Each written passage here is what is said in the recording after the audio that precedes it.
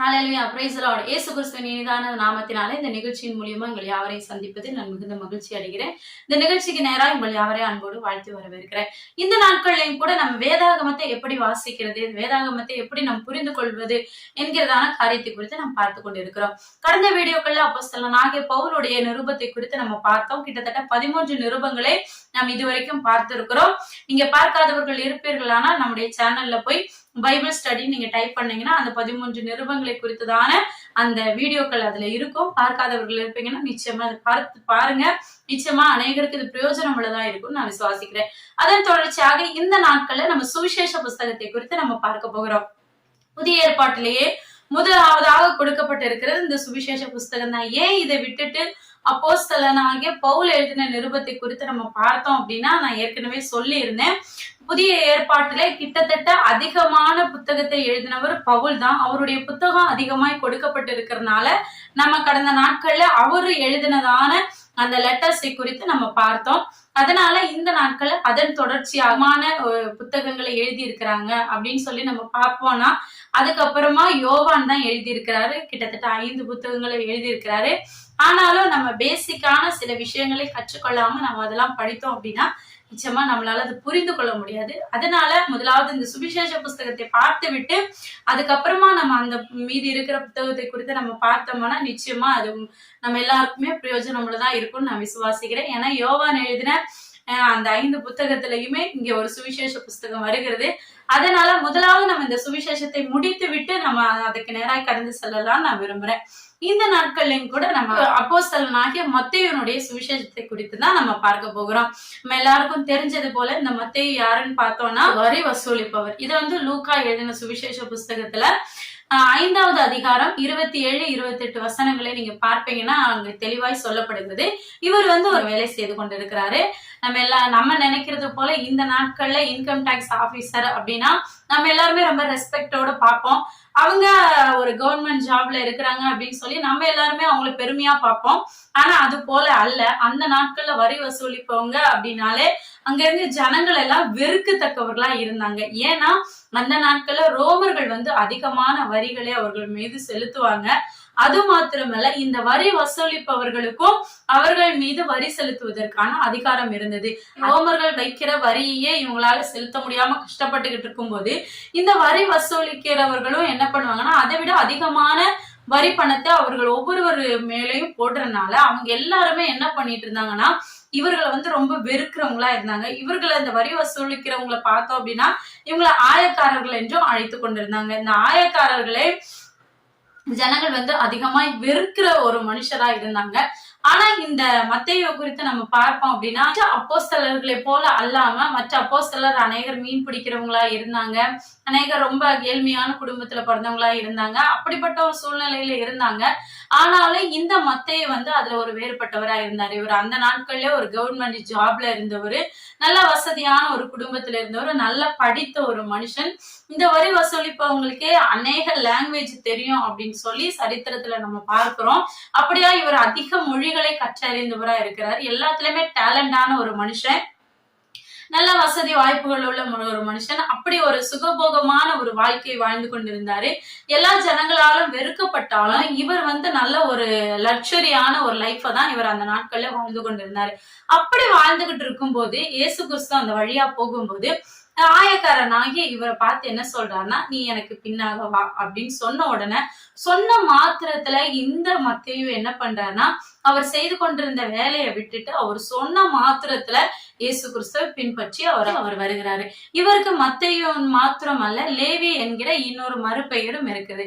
இவரை பத்தினதான டீட்டெயில்ஸ் அதிகமா வேதாகமத்துல சொல்லப்படல. ஆனா இவர்களுடைய தகப்பனார் பேர் மாத்திரம் மார்க் எழுதின சுவிசேஷ புஸ்தகத்துல 2வது அதிகாரத்துல 14வது வசனத்துல நம்ம வாசிக்கிறோம். அல்பியஸினுடைய குமாரன் ஆகிய மத்தேயு அப்படின்னு சொல்லி நம்ம வாசிக்கிறோம். அப்ப அவருடைய தகப்பனார் பேர் மாத்திரம் அங்க குறிப்பிடப்பட்டு இருக்கிறது. இப்படியாக ஏசப்பா என்ன பண்றாரு, அவர் வழியில போகும்போது மத்தேயுவை பார்த்து என்னை பின்பற்றி வா அப்படின்னு சொல்றாரு. இந்த மத்தேயு என்ன பண்றாரு, எல்லாத்தையுமே விட்டுட்டு இயேசுவை பின்பற்றி வருகிறாரு. இவரு நமக்கு தெரிஞ்சது போல 12 சீஷர்கள் கூட இருந்து இயேசு கிறிஸ்துவனுடைய கூட இருந்து அவர் கூட நடந்து அவர் செய்கிற எல்லா அற்புதங்களையும் அதிசயங்களையும் கண்ணார கண்டு, அது மாத்திரமல்ல இவர்களுக்கும் கர்த்தர் அந்த அதிகாரத்தை கொடுத்து சீஷர்களை 2 பேரா ஊழியத்துக்கு அனுப்புகிறாரு. அவங்க போயிட்டு வந்து ஏசப்பா கிட்ட சொல்ற ஸ்டேட்மெண்ட்டையும் நம்ம வேதாகமத்துல வாசிக்கிறோம். சோ இவரும் கர்த்தருக்காக அந்த நாட்கள்ல வல்லமையாக எடுத்து பயன்படுத்தப்பட்டவர். இவரை பத்தினதான இவர் பேசினாரு, இவர் ஊழியம் செய்தாரு அப்படின்னு சொல்லி இவரை பர்டிகுலரா இவரை எடுத்து இடத்துலயுமே குறிப்பிடப்படல. ஆனாலும் இன்றைக்கு நாம் பார்த்து கொண்டிருக்கிற இந்த மத்தேயு எழுதின சுவிசேஷ புஸ்தகத்தை அவருடைய பெயர்ல நம்ம வேதாகமத்துல புதிய ஏற்பாட்டுல முதல் புஸ்தகமாக கொடுக்கப்பட்டிருக்கிறது. மாத்திரமல்ல, இவருடைய சரித்திரத்தை நம்ம திரும்பி பார்ப்போம்னா போது அந்தியோக்கியா சபை என்று சொல்லப்படுகிறது. ஆனாலும் கிளியரா தெரியல. இந்த சபையில கர்த்தருடைய ஊழியத்தை செய்து கொண்டிருக்கும் போது கர்த்தருக்கு விரோதமான ஜனங்கள் அங்க கடந்து வந்து என்ன பண்ணாங்கன்னா, இவரை அடித்து இழுத்து தரதரன்னு ஆலயத்தில இருந்து இழுத்து கொண்டு வந்து எல்லா ஜனங்களுக்கு முன்னாடியும் இவருடைய சரீரத்துல இருக்கிற அந்த ஸ்கின்னை மட்டும், அந்த தோலை மாத்திரம் உரித்து எடுத்து இவரை அந்த அளவுக்காக துன்புறுத்தி இவரை கொலை செய்தார்கள். இவர் கர்த்தருக்காக இரத்த சாட்சியாய் மரித்தார் என்று நம்ம சரித்திரம் சொல்லப்படுகிறது. இப்படியாக இவர் கர்த்தருக்காக வல்லமையாக ஊழியம் செய்யப்பட்ட ஒரு வல்லமையான ஒரு அப்போஸ்தலனாக நாம் பார்க்க முடிகிறது. இந்த நாள்லையும் கூட இந்த சுவிசேஷ நிருபத்தை குறித்து நம்ம சற்று தியானிக்கலாம். இந்த புத்தகத்தை எடுத்துக்கிட்டோம்னா புதிய ஏற்பாட்டிலே அதிகமான ஒரு பெரிய புஸ்தகமாக இதை நம்ம பார்க்கலாம். பழைய ஏற்பாட்டுக்கும் புதிய ஏற்பாட்டுக்கும் ஒரு பெரிய கனெக்ஷனை கொண்டு வருகிற ஒரு புத்தகமாகவும் இதை பார்க்கலாம். இதுல 28 அதிகாரங்களை கொண்ட இந்த மத்தேயு எழுதின சுவிசேஷ புஸ்தகத்துல கிட்டத்தட்ட 1701 வசனங்கள் குறிப்பிடப்பட்டிருக்கிறது. இந்த புத்தகம் எதனால ஃபர்ஸ்ட்ல வைக்கப்பட்டிருக்குது அப்படின்னு நம்ம பார்த்தோம்னா, பழைய ஏற்பாட்டுக்கும் புதிய ஏற்பாட்டுக்கும் ஒரு பாலம் போல இந்த புத்தகம் காணப்படுகிறது. நமக்கு எல்லாருக்கும் தெரிந்தது போல பழைய ஏற்பாட்டுக்கும் புதிய ஏற்பாட்டுக்கும் இடையில கிட்டத்தட்ட 400 ஆண்டுகள் டார்க் ஏஜ் என்று சொல்லப்படுகிறது. அந்த நாட்கள்ல கர்த்தர் யார்கிட்டயுமே பேசல, எந்த தீர்க்கதரிசியும் எழும்பல. 400 வருட கேப்புக்கு அப்புறமா ஒரு புதிய ஏற்பாட்டுல ஒரு அப்போஸ்தலனாகிய மத்தேயு ஸ்டார்ட் பண்றாரு. இந்த மத்தேயு ஸ்டார்டிங்க நம்ம பார்க்கும்போது அவர் எப்படி எழுதுவார்னா, ஆபிரகாமின் குமாரன், ஈசாக்கின் குமாரன். நம்ம இதை வாசிக்கிறதுக்கு நம்ம இந்த புத்தகத்தை ஓபன் பண்ணாலே ஒரு 2 வசனம் வாசிச்சோம்னா என்னடா இது குமாரன் குமாரன் வருது அப்படின்னு சொல்லி போர் அடிக்கி நம்ம எல்லாரும் எடுத்து வச்சிருவோம். சோ ஃபர்ஸ்ட் அதிகாரத்துல ஒரு சில வசனங்கள், அதாவது இந்த இன்ட்ரோடக்ஷன் வந்து அப்படிதான் இருக்கும். ஏன் அப்படின்னா, இந்த புத்தகம் முழுக்க முழுக்க மெயினா யாருக்காக எழுதப்பட்டது அப்படின்னு நம்ம பார்த்தோம்னா யூதர்களுக்காக எழுதப்பட்டது. அப்போஸ்தலனாகிய மத்தேயு எழுதும் போது இந்த பழைய ஏற்பாட்டுல இயேசு கிறிஸ்துவை பத்தி சொல்லப்பட்டதான அநேக வார்த்தைகளை இந்த புதிய ஏற்பாட்டுல இந்த இடத்துல அவர் சொல்லியிருப்பாரு. சோ இந்த வார்த்தைகளை வாசிக்கும் பொழுது எதுக்காக 4 சுவிசேஷம் அப்படின்னா, இந்த மத்தேயுவை குறித்து பார்க்கும்போது இது வந்து முழுக்க முழுக்க அந்த நாட்கள்ல வாழ்ந்ததான யூதர்களுக்காக எழுதப்பட்டது. யூதர்களுடைய பழக்க வழக்கங்கள், அவங்க எப்படி எப்படி நடந்து கொள்வாங்க, அவங்களுக்கு எதுக்கெல்லாம் இம்பார்ட்டன்ஸ் தருவாங்க அப்படிங்கிற எல்லா காரியத்தையுமே நம்ம இந்த புத்தகத்துல ரொம்ப டீட்டெயில்ஸா நம்ம பார்க்க முடியும். அவங்க எல்லாருமே எப்படின்னா, எல்லா விஷயத்திலயுமே ஆதாரம் வேணும், சாட்சி வேணும், இப்படி எல்லாம் அநேக காரியங்கள்ல வந்து அவங்க வந்து டக்குன்னு எல்லாம் ஏத்துக்க மாட்டாங்க. அவங்க அந்த அளவுக்கு பெர்ஃபெக்ட் ஆனவங்க. அவங்க எல்லா காரியத்திலயுமே அவங்க வந்து சாப்பிடுறதுல இருந்து நடந்துக்கிறதுல இருந்து அவங்க எல்லா விஷயத்திலுமே நியாயப்பிரமாணத்தை கடைபிடித்து வாழுகிற ஜனங்கள் அப்படின்றது நம்ம எல்லாருக்குமே தெரியும். அப்படிப்பட்டதான நியாயப்பிரமாணத்தை கடைபிடித்து வாழ்கிற ஜனங்கள் வந்து இயேசு கிறிஸ்து வராரு, அற்புதங்களை செய்கிறாரு, அதிசயங்களை செய்கிறாரு. அந்த நாட்கள் வந்து புற ஜாதிகள் இடத்துல இருந்து எதிர்ப்புகள் வரல. அவர் வரும்போது ஃபர்ஸ்ட் வந்த எதிர்ப்பை எங்கன்னு பார்த்தோம்னா யூதர்கள் மத்தியில தான் எதிர்ப்பு வந்துச்சு. யூதர்கள் தான் எப்படியாவது இவர் வந்து பிதாவாகிய தேவனுக்கு விரோதமா இவர் பேசுறாரு, இவர் தேவதூஷணம் சொல்றாரு, இவரை கொலை செய்யணும் அப்படின்னு சொல்லி இவருக்கு விரோதமா எழும்புகிறவங்க எல்லாம் யாருன்னு பார்த்தோம்னா யூதர்கள் தான். சோ இந்த யூதர்கள் எழும்பும் போது இந்த யூதர்கள் இயேசு கிறிஸ்துவை சிலுவையில அறையிறாங்க. இப்படிப்பட்ட காரியங்கள் எல்லாமே நடந்து கொண்டு இருக்குது. இதை எல்லாத்தையுமே யாரு கூட இருந்து அப்போஸ்தலனாகிய இந்த மத்தேயு கூட இருந்து பார்த்து கொண்டு இருக்கிறாரு. இவர் பார்த்து கொண்டு இருந்து இந்த ஜனங்களை எப்படியாவது ரட்சிக்க வேணும், இவங்களுக்காக தானே ஏசப்பா வந்தாரு, இவங்களை ரட்சிக்க வேணும், இவங்க கர்த்தரை அறிந்து கொள்ளணும், இவர் தான் வரப்போகிற மேசியா என்பதை இந்த யூதர்கள் அறிந்து கொள்ளணும் என்பதற்காகவே இந்த புஸ்தகத்தை அப்போஸ்தலனாகிய மத்தேயு வந்து எழுதுறாரு. சோ இந்த புஸ்தகத்தை எழுதுவதற்கு காரணம், மெயின் ரீசன் என்னன்னு பார்த்தோம்னா, இதுல அநேக விஷயங்கள் நமக்கு புரியாம இருக்கும். ஏன்னா இது எல்லாமே அவர்களுடைய வழக்கப்படி உள்ளதுனால சில காரியங்கள் நமக்கு அது முரண்பாடா இருக்கும், சில விஷயங்கள் நமக்கு புரியாம கூட இருக்கும். ஆனாலும் இது கர்த்தர் தான் மேசியா, நீங்க இத்தனை வருஷமா வெயிட் பண்ணிக்கிட்டு, அதாவது பழைய ஏற்பாட்டுல நம்ம எல்லாருக்கும் தெரிந்தது போல தீர்க்கதரிசிகளின் மூலமா உரைக்கப்பட்டது, ஒருத்தர் வருவாரு, அவர் வந்து உங்களுக்காக கல்வாரி சிலுவையில மரிப்பாரு, அவர் உங்களை எல்லாத்தையுமே பாவத்துல இருந்து மீட்டு கொள்ளுவாரு, அவர் உங்களை பரலோக ராஜ்யத்துக்கு கொண்டு போவாரு, அவர் தான் ராஜாதி ராஜாவா உங்களை நித்தியமா ஆளுகை செய்வாரு அப்படின்னு சொல்லி பழைய ஏற்பாட்டு தீர்க்கதரிசிகள்னால உரைக்கப்பட்டிருக்குது. சோ அந்த வார்த்தைகள் எல்லாம் எடுத்து சொல்லிதான் இந்த அப்போஸ்தலனாகிய மத்தேயு என்ன பண்றாருன்னா இந்த சுவிசேஷத்தை எழுதுறாரு. இந்த சுவிசேஷத்தை குறித்து நம்ம பார்ப்போம்னா, நான் ஏற்கனவே சொன்னது போல 28 அதிகாரங்கள் இருக்குது. இந்த அதிகாரத்தை நம்ம 5 மெயின் பார்ட்டா நம்ம டிவைட் பண்ணிக்கலாம். அதிகாரம் 1 முதல் 4 கடைசி வரைக்கும் நம்ம பார்த்தோம் அப்படின்னா, மெயினா அதுல வந்து இந்த சரித்திரங்கள் ஸ்டார்ட் பண்ணும் போதே சரித்திரத்தை குறித்து ஸ்டார்ட் பண்ணுவாங்க. ஆபிரகாமின் குமாரன், ஈசாக்கின் குமாரன் அப்படின்னு சொல்லி அவங்க ஸ்டார்டிங்கே அவங்களுடைய சரித்திரங்களா இருக்கும். ஏன் அப்படின்னு பார்த்தோம்னா, அவங்க எல்லாருமே தன்னை ஆபிரகாமனுடைய குமாரன் சொல்றதுல ரொம்ப பெருமையா நினைச்சுக்கிட்டாங்க. ஏன்னா நாங்கெல்லாம் வாக்குத்தத்தத்தினுடைய பிள்ளைகள், வாக்குத்தத்தம் பண்ண ஆபிரகாமனுடைய சந்ததி அப்படின்னு சொல்றத அவங்க வந்து ரொம்ப பெருமையா எடுத்துக்கிட்டாங்க. அதே போல தாவீதனுடைய சந்ததி அப்படின்னு சொல்றதே ரொம்ப பெருமையா எடுத்துக்கிட்டாங்க. ஆபிரகாமின் சந்ததின்னு சொல்றதுல எந்த அளவுக்கு பெருமை இருந்ததோ, அதே போல ராஜ்யத்துவம் அப்படின்னு வரும்போது தாவீதனுடைய சந்ததி, தாவீது ராஜாவினுடைய சந்ததி அப்படின்னு சொல்றதுலயும் இவங்க ரொம்ப பெருமை உள்ளவர்களா இருந்தாங்க. அப்படிப்பட்ட ஜனங்களுக்கு நினைக்கிறனால மத்தேயு ஸ்டார்ட் பண்ணும்போதே எப்படி ஸ்டார்ட் பண்றாரு, ஆபிரகாமின் குமாரன் ஆகிய அப்படின்னு வந்து ஒரு 14 தலைமுறைகளுக்கு அப்புறமா அடுத்த தலைமுறை யாரு வருதுன்னா தாவீதின் குமாரன் ஆகிய, அதுக்கப்புறம் 14 தலைமுறை கழித்து அப்புறம் இயேசு கிறிஸ்து அப்படின்னு சொல்லி இப்படி 3ஆ டிவைட் பண்ணி 14 தலைமுறைகளை 3ஆ டிவைட் பண்ணி ஒரு இன்ட்ரோடக்ஷனை கொடுத்து அவர் ஸ்டார்ட் பண்றாரு.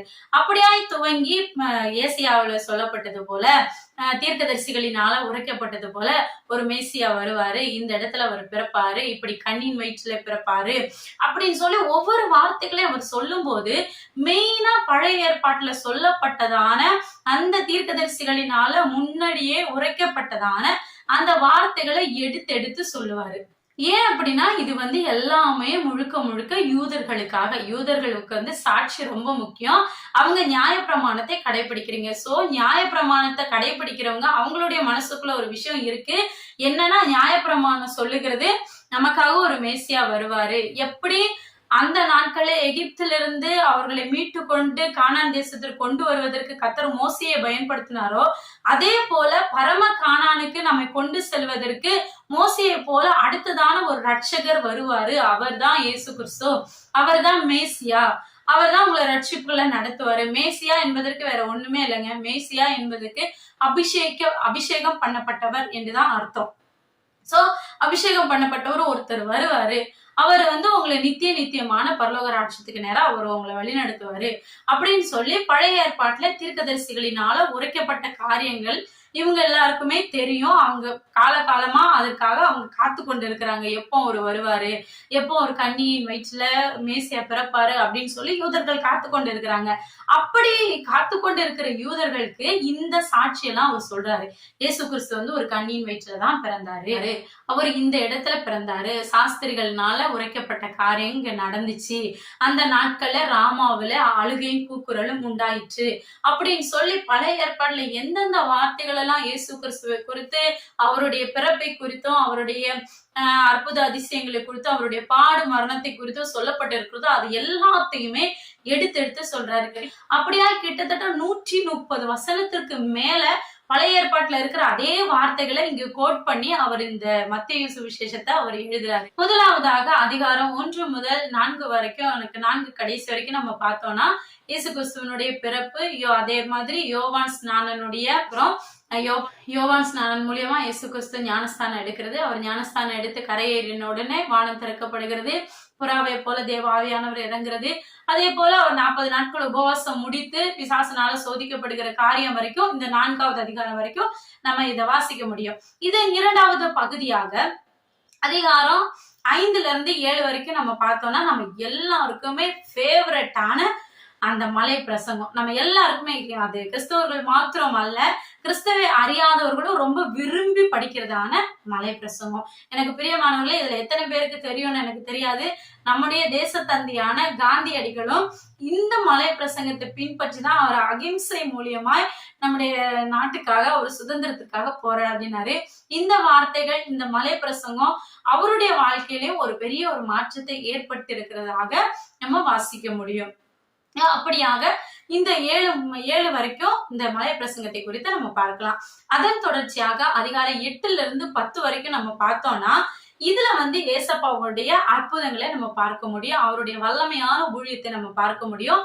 அதன் தொடர்ச்சியாக 10வது அதிகாரத்துல சீஷர்களை அழைத்து அவர் என்ன பண்றாரு, 2 பேரா நீங்க கிராமங்கள் தோறும் போங்க அப்படின்னு சொல்லி 2 பேரா ஊழியத்திற்கு அவர் அனுப்புகிறதையும் பார்க்க முடியும். 3வதாக அதிகாரம் 11 to 13 வரைக்கும் மெயினா பழைய ஏற்பாட்டுல சொல்லப்பட்டிருக்கும், அவர் தம்முடைய நாவை உவமைகளால் திறப்பார் அப்படின்னு சொல்லப்பட்டதான வார்த்தைகள் இங்க நிறைவேறுது. அதே போல அதிகாரம் 11 to 13 வரைக்கும் உவமைகளாக கர்த்தர் பேசுறாரு. அந்த உவமைகளுக்கு தன்னுடைய சீஷர்களுக்கு அவர் விளக்கத்தை சொல்லி அந்த அதிகாரத்துல நம்ம பார்க்க முடியும். அதை தொடர்ந்து 4வதாக அதிகாரம் 14 முதல் 20 வரைக்கும் என்ன சொல்றன்னா ஏசப்பா செய்யறதான அற்புதங்களையும் அதிசயங்களையும் நம்ம அங்க பார்க்க முடியும். அதன் மூலியமா நம்ம அற்புத அதிசயங்கள் மூலியமா எப்படி பரலோக ராஜ்யத்தை நம்ம பிரவேசிக்க முடியும், அவர் நம்ம கிட்ட என்னென்னலாம் அவர் எதிர்பார்க்கிறாரு, அந்த பரலோக ராஜ்யத்தை நம்ம சுதந்திரிக்கணுமா இருந்தா நம்ம என்ன செய்யணும், இந்த அற்புதங்கள் அதிசயங்கள் எதுக்காக செய்யப்படுகிறது. எல்லாருமே இந்த நாட்கள் என்ன பண்றாங்கன்னா இந்த அற்புதங்களையும் அதிசயங்களையும் பெற்றுக்கொண்டு அவங்க என்ன பண்றாங்கன்னா திரும்பி போயிடுறாங்க. இந்த நாட்கள்ல அற்புதங்களையும் அதிசயங்களையும் நம்ம எதற்காக பார்க்கிறோம், எதற்காக நம்ம பெற்றுக்கொள்றோம் அப்படின்னா அந்த விடுதலையை நம்ம வாங்கிக்கிட்டு அப்படியே திரும்பி போகிறதுக்காக அல்ல. இந்த விடுதலை, இந்த ஒரு அற்புதத்தை, இந்த ஒரு அதிசயத்தை நம்முடைய வாழ்க்கையில பெற்றுக்கொண்டு நித்திய ஜீவனுக்கு பங்குள்ளவர்களா இருக்கணும். இதுதான் மெயினா அவர் அந்த இடத்துல குறிப்பிடுகிறாரு. அதன் தொடர்ச்சியாக 5வதாக 21 முதல் 25 வரைக்கும் நம்ம பார்த்தோம்னா ஏசப்பாவனுடைய 2வது வருகை குறித்து பேசுவாரு. அது மாத்திரமல்ல இந்த பூமிக்கும் பரலோக ராஜ்யத்திற்கும் இடையில இருக்கிறதான போராட்டங்கள், இந்த போராட்டத்தை நம்ம எப்படி மேற்கொள்வது, இந்த 2 ராஜ்யத்துக்கும் இடையில இருக்கிறதான போராட்டங்களை குறித்து அவர் அந்த இடத்துல பேசியிருப்பாரு. கடைசியாக அதிகாரம் 26 to 28 வரைக்கும் அவருடைய பாட மரணம், அவருடைய உயிர்த்தெழுதலை நம்ம அங்க பார்க்க முடியும். இப்படியாக அப்போஸ்தலனாகிய மரியும் இந்த மத்தேயு எழுதின சுவிசேஷத்தை எழுதி முடிக்கிறாரு. இந்த புஸ்தகத்தை நம்ம எடுத்துக்கிட்டோம்னா இதுல அநேக விசேஷமான காரியங்கள் இருக்கு. பாட்டுல உள்ளதான நிறைவேறதான அநேக காரியங்களை குறித்து நம்ம பார்க்க முடியும். மெயினா நம்ம சொல்லணும், ஏசப்பாவனுடைய பிறப்பு, அவர் பிறந்த இடம், அவர் எகிப்துல இருந்து திரும்பி வர்றது, நாசரேத்துல வளர்றது, முன்னோடியாக யோவான் அனுப்பப்படுறது அப்படிங்கிற காரியத்தை நம்ம இங்க அதிகமா குணமாக்கும் ஊழியம், உவமைகளாக பேசுது. அதே போல எருசலேம்ல அவருடைய வெற்றி பவனி, அவர் கைது செய்யப்படுதல், அவருடைய பாடு மரணத்தை குறித்து நம்ம இதெல்லாம் பார்க்க முடியுது. எல்லாமே பழைய ஏற்பாட்டுல தீர்க்கதரிசிகளால உரைக்கப்பட்ட வார்த்தைகளை இவரு இந்த புஸ்தகத்துல அவர் மெயினா ஒரு குறிப்பிட்டு அவர் சொல்லி இருப்பாரு. இப்படி எல்லாம் நியாய பிரமாணத்துல சொல்லப்படுகிறதே, இப்படி எல்லாம் தீர்க்கதரிசியினால உரைக்கப்பட்டதே, இந்த தீர்க்கதரிசியினால உரைக்கப்பட்டதான அந்த ராஜா வேற யாரும் இல்ல, இந்த இயேசு கிறிஸ்து தான். அவர் மேசியா வருவாரு, அந்த மேசியா தான் நம்மள பாவத்திலிருந்து விடுவிப்பாரு, அந்த மேசியா தான் நம்மள பரலோகத்துக்கு நேரம் கொண்டு போவாரு அப்படின்னு சொல்லி நம்ம காத்துட்டு இருக்கிறோம்ல, அந்த மேசியா இவர் தான் அப்படின்னு சொல்லி இந்த ரெஃபரன்ஸ் எல்லாமே இந்த மத்தேயு சுவிசேஷ புஸ்தகத்துல அவர் எழுதி காமிச்சிருப்பாரு. அது மாத்திரம் இல்ல, இந்த புஸ்தகத்துல மெயினா இதுக்குள்ள சிறப்பு அம்சம்னு பார்த்தோம்னா இதுல 5 பெரிய பிரசங்கங்கள் இருக்குது. அதே போல 5 விதமான இயேசுப்பாவனோட ஒரு பெரிய போதனைகளும் இருக்கிறது. 3 சுவிசேஷங்கள்ல இல்லாத அநேக காரியங்களை நம்ம இந்த இடத்துல பார்க்க முடியும். மத்தேயு எழுதின சுவிசேஷத்துல 22க்கும் மேற்பட்ட அதிசயங்கள் இந்த மத்தேயு எழுதின சுவிசேஷ புஸ்தகத்துல நம்மளால பார்க்க முடியும். அதே போல மெயினா பழைய ஏற்பாட்டுல செய்யாத ஒரு விஷயத்த இந்த இடத்துல அவர் செஞ்சிருப்பாரு. என்ன அப்படின்னு பார்த்தோம்னா இவர்களுடைய முறைமை எப்படின்னா, தலைமுறைகள் அந்த ஒரு லிஸ்ட் வரும்போது அதுல பெண்கள் பேரை சேர்க்கவே மாட்டாங்களாம், ஆண்கள் பேரை மாத்திரம்தான் சேர்ப்பாங்க. ஆபிரகாம் ஈசாக்கை பெற்றான், ஈசாக்கு யாக்கோபை பெற்றார், இன்னாரை பெற்றார் அப்படின்னு சொல்லி அந்த அவங்களுடைய பழைய ஏற்பாட்டு நீங்க அந்த ஜெனரேஷன் குறிப்பை நீங்க பாத்தீங்க அப்படின்னா, அவங்களுடைய இதுல பாத்தீங்க அப்படின்னா ஆண்கள் பேரை மட்டும்தான் அவங்க எடுத்து சொல்லுவாங்க. ஆனா மத்தேயு எழுதும் போது இந்த லிஸ்ட்ல கிட்டத்தட்ட 5 பெண்கள் பேர் குறிப்பிட்டு அவர் எழுதுவாரு. சோ இந்த நாட்கள்ல அவர் ஆண்கள் என்றும் இல்ல, பெண்கள் என்றும் இல்ல, எல்லாருக்குமே அவர் கொடுக்க வேண்டிய முக்கியத்துவத்தையும் கொடுத்திருக்கிறாரு. ஒரு யூதர்களுக்கு எப்படி மேசியாவை குறித்து அறிவிக்க வேண்டும், எப்படி அவங்க அறிந்து கொள்ளணும் அப்படின்னு சொல்லுகிற அநேக சாட்சிகளை கொடுத்து அவர் இந்த புத்தகத்தை எழுதியிருப்பாரு. லூக்காவை போல மார்க்கை போல அவர் கேட்டு எழுதல. இவர் கூடயே இருந்தவர்.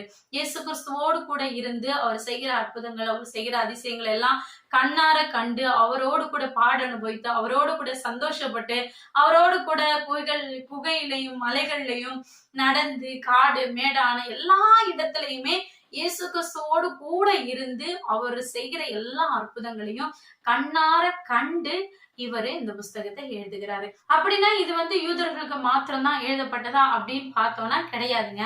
இது அந்த நாட்கள்ல வாழ்ந்த யூதர்களுக்கு தேவை. ஏன்னா அவங்களுக்கு நிறைய நியாய பிரமாணத்தை கைப்பற்றுகிறவங்க, அந்த நியாய பிரமாணத்தின்படி நடக்கிறவங்க. சோ அவங்களுக்கு நியாய பிரமாணத்தின் மூலமா போனாதான் அவங்க ஏற்றுக்கொள்வாங்க. அதற்காகவே அநேக தீர்க்கதரிசிகள்னால உரைக்கப்பட்ட வார்த்தைகளையும் அநேக இடங்களை நம்ம பார்த்தோம்னா இங்க மோசேயும் இயேசு கிறிஸ்துவை அநேக இடத்துல நம்ம ஒப்பிட்டு பார்க்க முடியும். மோசே எகிப்தில இருந்து வந்தது போல இயேசு கிறிஸ்துவும் எகிப்தில இருந்து வராரு. மோசே இஸ்ரவேல் ஜனங்களை எகிப்தில இருந்து மீட்டு கொண்டது போல இயேசு கிறிஸ்து இந்த பாவமான இந்த உலகத்துல இருந்து நம்மளை மீட்டு கொண்டு பரலோக ராஜ்யத்திற்கு கொண்டு போவாரு. அவர் அவர் பிறக்கும் பொழுது எப்படி 2 வயசு உள்ளவங்களை எல்லாம் அந்த ராஜா கொஞ்சம் போட்டாரோ, அதே போல இயேசு கிறிஸ்து பிறக்கும் பொழுது 2 வயசுக்கு உட்பட்டவங்க எல்லாமே இந்த ஏரோது ராஜாவும் கொலை செய்கிறாரு. சோ இந்த மோசைக்கும் இயேசுக்கும் இடையில அநேக ஒற்றுமைகள் இருக்கிறதையும் நம்ம இந்த புஸ்தகத்துல நம்ம டீப்பா வாசிச்சோம் அப்படின்னா நம்மளால புரிந்து கொள்ள முடியும். சோ இந்த யூதர்களுக்காக அவர் எழுதியிருந்தாலும் நாம் இதுல இருந்து கற்றுக்கொள்ள வேண்டியது, அவர் எல்லாருக்கும் யூதர்களுக்கு மாத்திரமல்ல, அவர் புறஜாதியினருக்கும் ஆகிய நமக்கும் உலகத்துல பிறந்த எல்லா ஜனத்திற்கும் அவர் மேசியாவாக, அவர் ரட்சகராக, அவர் இன்றைக்கும் ஜீவித்து கொண்டிருக்கிறார். மரித்தேன், இதோ சதா காலங்களிலும் உயிரோடு இருக்கிறேன் சொன்னவரு நிச்சயமா அவரு நம்ம கடைசி அதிகாரத்துல வாசித்தது போல அவர் உயிர் தெழுந்த பரலோக ராஜ்யத்துல நமக்காக ஒரு இடத்தை ஆயத்த பண்ணி கொண்டிருக்கிறார். அவர் நிச்சயமா வருவாரு. அவருடைய வருகையில நீங்களும் நானும் அவரோடு கூட பரலோக ராஜ்யத்துக்கு பிரவேசிக்க வேண்டும். அதனால இந்த சுவிசேஷம் ஃபர்ஸ்ட் ஸ்டார்ட் பண்ணும்போது நமக்கு வாசிக்கிறது கஷ்டமா இருக்கும். எனக்கு பிரியமானவர்களே, நீங்க ஃபர்ஸ்ட் 2-3 வசனத்தை வாசிச்ச உடனே இது புரியலையே அப்படின்னு சொல்லிட்டு நீங்க விட்டுறாதீங்க. ஏன்னா நீங்க இதுக்குள்ள ரொம்ப ஆழமான காரியங்கள் இருக்கிறது. கிறிஸ்தவர்கள் மாத்திரமல்ல, கிறிஸ்துவை அறியாதவர்களும் இதன் மூலியமா அநேகர் தொடப்பட்டு இருக்கிறாங்க. ஏன்னா இந்திரா காந்தி அவர்களை குறித்து நம்ம பார்க்கும் போதும் அவர்களும் அவருடைய மகன் இறந்ததான டைம்ல இந்த மலை பிரசங்கத்தை திரும்ப திரும்ப வாசித்ததாக கூடவும் நம்ம பார்க்க முடியும். எனக்கு பிரியமானவர்களே, நீங்க எந்த அளவுக்கு இந்த சத்தியத்தை நீங்க ஆழ்ந்து வாசிக்கிறீங்களோ அந்த அளவுக்கு உங்களால இதுல இருக்கிறதான அந்த ஆவியானவரையும், அந்த ஆவியானவர் என்ன நோக்கத்திற்காக எழுதினார் என்பதை நம்மளால புரிந்து கொள்ள முடியும். அதனால எல்லாரையும் தொடுகிற வார்த்தைகளா இது இருக்கிறது. நாட்களை நீங்க சத்தியத்தை அறிந்து கொள்ளுங்க. நான் எப்பவும் சொல்றது போலதான், வேத வாக்கியத்துக்கு உங்க செவிகளை சாயுங்க, வேதத்துக்கு அதிகமா டைம் ஸ்பெண்ட் பண்ணுங்க. அதன் மூலியமா நம்ம அநேக காரியங்களை தெரிந்து கொள்ளலாம்.